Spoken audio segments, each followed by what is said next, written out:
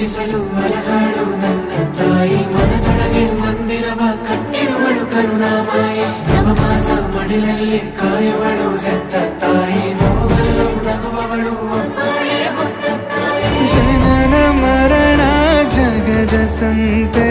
ಅದಕ್ಕೂ ಮೀರಿನಿ ಬೆಳೆದು ನಿಂತೆ ಕರುಣೆ ಸಹನೆಯ ಮೂರ್ತಿಯಂತೆ ದೇವರಿಗೂ ನೀ ಸ್ಫೂರ್ತಿಯಂತೆ